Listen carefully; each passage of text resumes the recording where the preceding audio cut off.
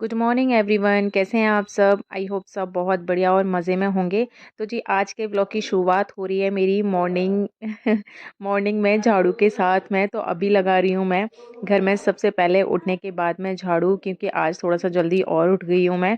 तो पूरा अभी ख़त्म कर दूँगी मैं झाड़ू पोछा करके, क्योंकि वैसे तो मैं सुबह सिर्फ किचन में और बाहर मेन गेट पे लगाती हूँ, उसके बाद में फिर करती हूँ फ्री। लेकिन आज मेरे पास में थोड़ा सा टाइम है, तो सबसे पहले मैं झाड़ू पोछा ही स्टार्ट कर रही हूँ। तो वो कर लेते हैं फटाफट से। अब आ गई हूँ जी मैं किचन में। तो जैसा कि आपको हर बार की तरह ही पता है, तो अभी मैं किचन का प्लेटफ़ॉर्म पूरा साफ़ कर लूँगी, जिससे मुझे थोड़ा-सा तसल्ली रहती है खाना बनाने में। तो इज़िली मैं अपना फ्री होके खाना बनाती रहती हूँ। मतलब रात को जो भी कुछ घूमा-फिरा होगा स्लिप पे, तो वो भी सब साफ़ हो जाएगा, क्लीन हो जाएगा।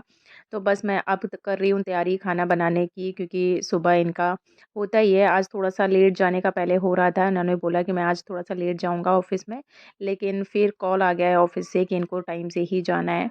तो बस मैं किचन में फटाफट से कर लेती हूँ तैयारी। जैसे कि कल मैंने सरसों का साग उबाला था, उसमें ही मैंने लास्ट में लहसुन, अदरक और हरी मिर्च खूब सारी मतलब डाल दी थी उसके अंदर। वो मैंने क्लिप नहीं बना पाई थी। तो बस उसी साग में मैं लगा रही हूँ अभी तड़का। जब ना वो बना के रख देते हैं, उसके बाद में जब भी मैं किसी को सर्व करके देती हूँ, उस टाइम पे तड़का लगा के और थोड़ा-सा घी डाल के देती हूँ, तो बिल्कुल फ्रेश वाला फ़ील आता है। और वैसे भी जो सरसों का साग होता है, वो ना जब जब बनाते हैं उस टाइम पे इतना अच्छा नहीं लगता, लेकिन दूसरे दिन से वो बहुत अच्छा लगता है। तो मैं तो चलाने वाली हूँ उसको, अगर बच गया तो 3-4 दिन। तो उसमें मैंने डाला है टमाटर और 3-4 लहसुन की कलियाँ। वैसे तो मैं खूब सारा लहसुन मैं उसमें पहले ही ऐड कर चुकी हूँ, जो मैं ऊपर से छील कर लेकर आई थी, आपने देखा ही था। लेकिन फिर भी मैंने 3-4 कलियाँ उसमें लहसुन की और डाल दी हैं। तो साइड से वो टमाटर जब तक सॉफ्ट हो रहे हैं, तब तक मैं इधर बना ले रही हूँ उनके लिए रोटियाँ। क्योंकि मैं बहुत आराम से बैठी हुई थी, उन्होंने जब मना कर दिया था कि ऑफ़िस में 12 बजे के बाद मैं जाऊँगा। लेकिन अब एकदम से बोला है, मतलब रीज़न ये हुआ था कि इनके एक फ्रेंड हैं, उनके भाई के हुआ था बेबी। तो वो 2 ढाई महीने के आस-पास में हो गया था। लेकिन अब पता नहीं अचानक से क्या हुआ कि वो फ़ीड करा रही थी उनकी वाइफ़, और एकदम से बच्चे की डेथ हो गई। मतलब इतना टाइम ही नहीं मिला कि हॉस्पिटल लेकर जाते या उसको दिखाने-विखाने कहीं लेकर जाते। अचानक से ही और क्या प्रॉब्लम हुई उसको कि दूध अटक गया, क्या दिक्कत हुई। तो उस रीज़न की वजह से मतलब इन्होंने छुट्टी ले ली थी आज ऑफ़िस की। लेकिन वहाँ जब ये घूमने गए थे, अब भगवान की मर्ज़ी के सामने क्या ही हो सकता है, क्योंकि हुआ तो भई बहुत गलत है कि 2 ढाई महीने का बच्चा बहुत ज़्यादा अटैचमेंट हो जाता है। और अब लेकिन क्या ही कर सकते हैं, भगवान की जो मर्ज़ी होती है वही होता है। तो फिर इन्होंने छुट्टी ले रखी थी आज की, लेकिन वहाँ सब कुछ मतलब फ़िनिश हो गया है, तो इनको टाइम है अभी। अभी बज रहे हैं 10:30 का टाइम है, तो फिर इन्होंने बोला है मेरे पास में टाइम है, तो फिर मैं ड्यूटी चला जाता हूँ। तो उनका अचानक से ऐसे करके बोला, क्योंकि मैं फ्री होके बैठ चुकी थी। मुझे लगा कि शायद अब तो आज जाना ही नहीं है, तो आराम से ही खाना-पीना बना लूँगी। लेकिन फिर एकदम से जब बोला है, तो मैं आ गई हूँ फटाफट से किचन में। और किट्टू थोड़ी-सी मेरी हेल्प करवा रही है कि वो उनको तो टाइम बिल्कुल लगा नहीं, आते ही वो बस नहाने चले गए। 15-20 मिनट में मुझे पूरा मतलब 15 मिनट में मुझे पूरा खाना तैयार करना है। तो फिर किट्टू साइड से उनका लंच बॉक्स तैयार कर रही है, सैलेड काट रही है एक्चुअली। और एक टिफ़िन में लेकर जाएँगे वो सैलेड, एक में रखूँगी मैं साग और हरी मिर्च का अचार, क्योंकि साग के साथ में हरी मिर्च का अचार बहुत अच्छा लगता है। और बनाई है आज मैंने गेहूँ की रोटियाँ। वो तो बोल रहे थे बाजरे की रोटी बनाने के लिए, लेकिन इतना पॉसिबल नहीं था, इतनी जल्दी नहीं हो पा रहा था। और आटा मतलब तैयारी तो मैंने सुबह पूरी करके ही रखी थी खाने-पीने की, लेकिन फिर बाद में ये वाला जो इनके फ्रेंड के भाई के बच्चे वाला जो सीन था, वो बाद में हमें पता लगा। तब तक मेरे खाने की पूरी तैयारी हो चुकी थी, इसीलिए बन गया है फटाफट से मेरा खाना। तो यहाँ मैं इनका खाना तैयार कर देती हूँ। खाना उनका बन चुका है, मतलब ब्रेकफ़ास्ट में मैंने 2 रोटियाँ बनाई हैं, तो रोटियाँ बन चुकी हैं उनकी। टिफ़िन किट्टू ने लगा के उनके बैग में सेट कर दिया है। और ये मेरा भरा जा रहा है थर्मस पानी का, मतलब मिल्टन को भर के मैं रखती हूँ इसको पूरा दिन गर्म पानी पीने के लिए। तो ये सुबह का है, जैसे ये पानी ख़त्म हो जाएगा फिर मैं वापस गर्म करके रखूँगी, तो दिन में मैं 2.5 से 3 लीटर आराम से पी लेती हूँ। 3 से ज़्यादा ही हो जाते होंगे मेरे पानी के। तो जब भी मुझे प्यास लगती है, तो मैं अपना पानी ये वाला गर्म पानी पीती रहती हूँ। अभी यहाँ चल रहा है इनका ब्रेकफ़ास्ट और मेरा साइड से चल रहा है पानी। तो जितनी देर मैं यहाँ बैठती हूँ, मतलब हमेशा का ही रहता है कि जब वो ब्रेकफ़ास्ट कर रहे होते हैं, तो मैं यहाँ अपना पूरा काम छोड़ के मुझे 5-7 मिनट के लिए मैं यहाँ बैठती हूँ। उतनी देर में मैं पी लेती हूँ अपना गर्म पानी। तो फ्री होके नहीं बैठती, मेरे को जब भी बैठने का मौका मिलता है, तो 1-2 ग्लास मैं पानी पी लेती हूँ। तो इस बहाने से पानी भी पिया जाता है और जो हम बैठे हुए हैं वो टाइम का भी यूज़ हो जाता है। तो आप लोग भी ऐसे ही किया करिए, क्योंकि ना पानी इनटेक बहुत ज़्यादा कम हो जाता है सर्दियों में। तो वो चीज़ नहीं, जब भी फ्री बैठी होती हूँ, मतलब मैं तो अपना बता रही हूँ कि जब भी मैं फ्री बैठी होती हूँ तो फिर मैं अपना मिल्टन और ग्लास मेरा लगभग साथ में ही चलता है, जहाँ मैं बैठी होती हूँ वहाँ। तो जब भी मुझे प्यास लग रही होती है तो फिर मैं पानी पी लेती हूँ। अब ये चले गए हैं ऑफ़िस, अब यहाँ से कर लेते हैं अपना वापस किचन का और घर का काम फटाफट से ख़त्म। उनके जाने के बाद मैं आ गई हूँ किचन में और यहाँ बना रही हूँ मैं फ्राइड राइस। जैसे कि कल किट्टू ने चावल बनाए थे, तो उसको रहता है कि जब भी चावल बनते हैं घर में तो नेक्स्ट डे उसको फ्राइड राइस ही बनवाने होते हैं, इसलिए वो थोड़े से चावल एक्स्ट्रा बनाती है। तो उसने चावल ज़्यादा बनाए हुए थे, बस मैं वही कर रही हूँ। और आजकल सब्जियाँ तो इतनी अच्छी आ ही रही हैं, तो फ्राइड राइस बनाने में और ज़्यादा अच्छा लगता है। तो मैंने इसमें जो वेजीज़ डाली हैं वो ली हैं, 2-3 गाजर लिए हैं मैंने, और 2 पड़ी हुई थी मेरे पास में शिमला मिर्च और प्याज़ और लहसुन लिया है इसमें। और एक लिए छोटे साइज़ की फूल गोभी, जो कि छोटे-छोटे पीसेज़ में मैंने काट ली है, और चावलों को हाथ से मैंने बहुत अच्छे से अलग कर लिया है, जैसे कि थोड़े से चिपक जाते हैं वो चावल। तो बस वो मैंने हटा लिए हैं वहाँ से। और जब तक हमारा ऑयल गरम हो रहा है, तब तक मैंने सारी सब्जियाँ उसमें से चॉपर में से निकाल ली हैं, और इनको और मैंने सोयाबीन की बड़ियाँ में मैं इसमें डालूँगी, तो मैंने थोड़े से गर्म पानी में साइड से भगोनी में वो डाल रखे हैं चंक्स थोड़े से। तो उसको हम अच्छे से ठंडा होने के बाद मैं निचोड़ लूँगी, मैं इसमें से जो पानी होता है वो मैंने निचोड़ लिया है। और जो थोड़ा-सा ऑयल गरम किया है उसमें सबसे पहले मैं फ्राई करूँगी जो सोयाबीन की बड़ियाँ हैं। ये बढ़िया मेरी फ्राई हो गई हैं, अब मैं इनको प्लेट में निकाल लूँगी और फिर वापस डालूँगी इसमें थोड़ा-सा ऑयल। जो सब्जियां हैं उनको सौटे करके और फिर उसमें ही चावल अपने बनाएँगे। थोड़े से हल्के से ऑयल में मैंने ये सोयाबीन की जो बड़ियाँ थी वो फ्राई कर ली हैं। उतने बीच में जैसे कि ऑयल गरम हो रहा है, उतने बीच में मैं कर लेती हूँ बाकी के थोड़े से काम। तो जैसे कि जो भी किचन थोड़ी-सी फैल गई थी, बस उसको साथ के साथ हाथ के हाथ में साफ़ कर देती हूँ। आप भी ऐसे ही किया करिए, कि ऐसे नहीं कि जब तक ऑयल गरम हो रहा है तो खड़े रहें, तो उससे क्या होता है कि टाइम ना हमारा यूज़ नहीं हो पाता, और किचन में जब तक हैं तब तक कहीं और के नहीं, लेकिन किचन के काम तो हम ख़त्म कर ही सकते हैं। तो बस मेरा ऑयल हो गया है गरम, इसमें मैंने डाली हैं जो भी सब्जियां थी मैंने जो चॉप करके रखी हुई थी वो। तो इनको हल्का सा सौटे करेंगे, बहुत ज़्यादा सॉफ्ट नहीं करेंगे, क्योंकि थोड़ी सी सब्जियां जो होती हैं वो क्रंची रहती हैं तो ज़्यादा अच्छी लगती हैं। तो देखिए मेरी सब्जियां अब डालूँगी इस स्टेज पे मैं इसमें चावल, और चावल अच्छे से मैंने तोड़ ही लिए थे, कितने बिखरे-बिखरे से अच्छे लग रहे हैं चावल। तो इसमें मैंने थोड़ा-सा डाला है सोया सॉस, और उसी में डाला है थोड़ा-सा विनेगर व्हाइट वाला, तो उससे खट्टा-खट्टा जो लगता है। तो ये जो फ्राइड राइस होते हैं वो बच्चों को खाने में बहुत टेस्टी लगते हैं, जो चाउमीन वाला टेस्ट होता है बिल्कुल सेम वही आता है, तो इस वजह से और ज़्यादा अच्छे से खा लेते हैं। तो मैं इनका जब भी इनको खाने होते हैं तो मैं बना देती हूँ, क्योंकि सोयाबीन की बड़ियाँ भी इसमें पड़ती हैं, वेजीज़ भी पड़ती हैं, तो हेल्दी भी होता है और टेस्टी भी होता है। और सोयाबीन में तो प्रोटीन होता ही है इतने अच्छे से, तो इसी बहाने से बच्चों को प्रोटीन भी अच्छे से मिल जाता है। और इसमें मैंने बेसिक से मसाले ऐड किए हैं, जैसे कि धनिया, मिर्च और नमक। इसके अलावा और कुछ नहीं डाला है, और साथ के साथ मेरे बन गए हैं फ्राइड राइस, तैयार हो गए हैं। तो मैंने इसको हाथ ही हाथ मैंने भर के रख दिया है, क्योंकि इसी कढ़ाई में मुझे बनाना है सरसों का साग। तो मैंने इसको धोया नहीं है, बस चावल निकाल लिए थे। इसी में मैं डाल दूँगी ऑयल, और जो सरसों का साग है वो पूरा ही एक साथ में ही मैं तड़का लगा के रख दूँगी, तो बार-बार का हो जाएगा, झंझट खत्म। तो जब तक मेरा ऑयल गरम हो रहा है तब तक मैं काट लेती हूँ इसमें डालने के लिए टमाटर। तो इसमें मुझे खूब सारे टमाटर इसलिए और ज़्यादा ऐड करने हैं, वैसे तो मैं कम टमाटर भी डाल के काम चला सकती थी, लेकिन टमाटर मेरे पास काफ़ी रखे हुए थे और ये टमाटर हो गए हैं थोड़े से सॉफ्ट, तो मुझे लग रहा था कि कहीं 1-2 दिन और रखे रहे तो ख़राब हो जाएँगे, तो फेंकने से तो अच्छा है कि हम यूज़ ही कर लें, पेट में चले जाएँ हम। तो ठीक है जी, मैंने टमाटर काट लिए हैं, और इसमें थोड़ा-सा ही लहसुन डालूँगी बस, क्योंकि पहले से ही मैंने उसमें खूब सारा लहसुन और अदरक, इसमें मैंने टमाटर डाल दिए हैं, और ये टमाटर जब थोड़े से सॉफ्ट होने के बाद में फिर डालेंगे हम इसमें साग। तो देखिए जब तक ना मेरे टमाटर सॉफ्ट हुए हैं तब तक आधा मैंने किचन साफ़ कर लिया है, और वो छोड़ के मैंने अब इसमें डाल दूँगी जो भी साग है वो। अब जब भी जिसको खाना होगा तो थोड़ा-सा दूँगी डालकर घी, बस मज़ा आ जाएगा। और ये तो मुझे खाने में इतना ज़्यादा अच्छा लगता है कि इसके सामने तो कितनी भी चीज़ें मेरे सामने रखी हों, लेकिन ये बहुत अच्छा लगता है। और दूसरी बात ये है कि ये जो सरसों हरी जो सब्जियाँ होती हैं, पत्ते वाली जो सब्जियाँ होती हैं, वो हमारी वेट लॉस में भी हेल्प करती हैं, और सरसों का साग जैसे कि सरसों के साग में के साथ में एक बाजरे की या मक्के की रोटी छोटे साइज़ की खाते रहें तो उससे भी काफ़ी अच्छे से वेट लॉस होता है। तो देखिए साग जब तक ना मेरा उबल रहा था तब तक मैंने अपना किचन पूरा साफ़ कर दिया है।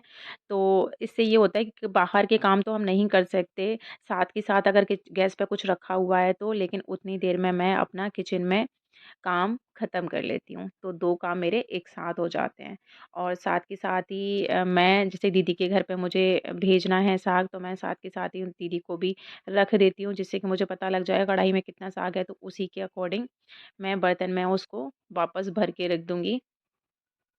कढ़ाई मैं तो छोड़ नहीं सकती क्योंकि एक तो ये भी है कि कढ़ाई के बराबर की मेरे पास में प्लेट भी नहीं है जिससे मैं इसको ढक के रख सकूँ। तो मुझे कढ़ाई में जो कुछ भी मैं बनाती हूँ उसमें से मुझे तुरंत ही निकाल के दूसरे बर्तन में भर के रखना होता है। तो ये इधर तैयार कर दिया है मैंने दीदी के घर जाने के लिए टिफ़िन, बाकी का साग पलट लूँगी मैं इसके अंदर।